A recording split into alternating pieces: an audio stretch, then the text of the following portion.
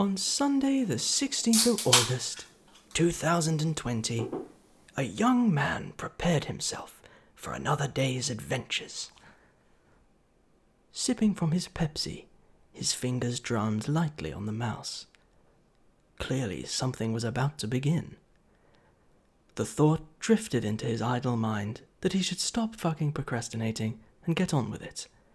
And so, with these firm goals at his back, he proceeded into his 23rd online musical instruction video. Hello, He began. The frightful realization began to dawn that he'd just committed to another 20 minutes of recording, but he quashed it this time and went ahead. I'm Zemja, and welcome to tutorial 23. I already said that. On the feeling. Reaching again for the mouse, he gestured to a particular pattern clip in the playlist. This sound plays here in the drop, he remarked, and without a moment's hesitation, depressed upon the spacebar, releasing its sound into the listener's ears. He repeated with context, for clarity. With a twinkle in his eye, he jested over its brevity and lack of decibels. Nobody has heard you before this, Mr. Laser, but it's the taking part that counts. Now that the formalities had been addressed, he glanced at his notes for a refresher on how best to begin. One can't be too well prepared, he thought to himself. Like each of his wonderful, delightful videos, opening a software synthesizer commenced the session. Of this one he was most fond for its frequency modulation capabilities. Open Citrus, he explained, pondering to himself as he did, a most fruity synth indeed. His objective with this sound was to create a short laser, as it were, that would hurt the listener's ears as it reminded them of Star Wars. To this end, he selected a short pulse for operator 1 and pitched the sound an octave up. Briskly, he moved to add a pitch envelope. A simple task, he observed, before expertly adding a short attack upwards and a sharp decay downwards. With his unprecedented artistic elegance, modifying the other parameters was not necessary. A volume envelope was quick to follow, wherein the attack, release, and even sustain were set to 0, and decay reduced such that the sound faded to nothing in but the barest flash. A bareness whose duration was distinctly marked by its synchrony with that of the pitch envelope. Wouldn't want our sound to linger after the laser had finished pitching down, now would we? Already a treat for the ears, our intrepid didact ventured yet further. He posited thus. Set operator 2 to a triangle wave at 1 times, and let it operate modulator 1 just a little. In keeping with his word, he twisted and turned until the knobs were at their final resting place. His ears noted increased activity in the higher frequency range, and he saw that it was good. In elation, he proudly uttered, and that's it for Citrus. So now it's time for the effects. At last, his perfect features aglow with satiety, he set down the mouse to let his mind cool and basked in his prodigal musical talents. But even with this, his work had yet to complete. Heavy on his mind were the unprocessed transients, and he'd just the tool for the job. Open a transient processor. With careful consideration, he adjusted its knobs to a pleasing 60% increase of the attack and 40% suppression of the release. A sharper articulation met his ears with joy and brought honor to his family.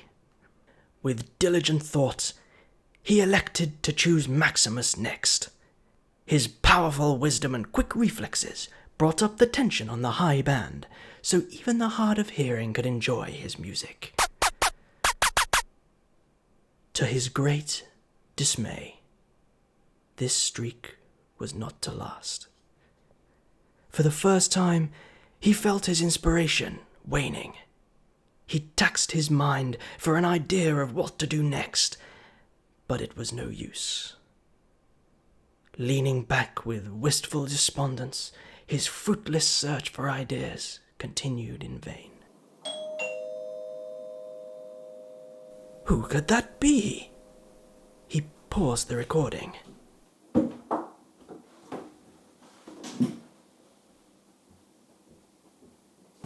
I've been looking for you. Got something I'm supposed to deliver. Your hands only.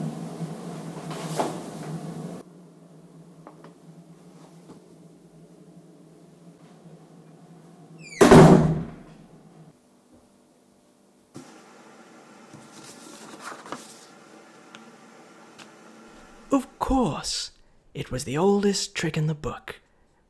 One of the guitar cabinet presets for Fruity Convolver. What an exciting way to introduce a unique timbre to something. Once he had collected himself, he resumed. Next, I came up with a really good idea, which is to use a Fruity Convolver. I'll load... Hang on, what was that preset I decided?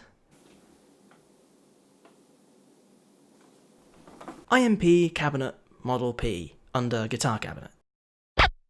For a tasteful twist, he set the dry level back to the max and turned down the wet to minus 40 dB.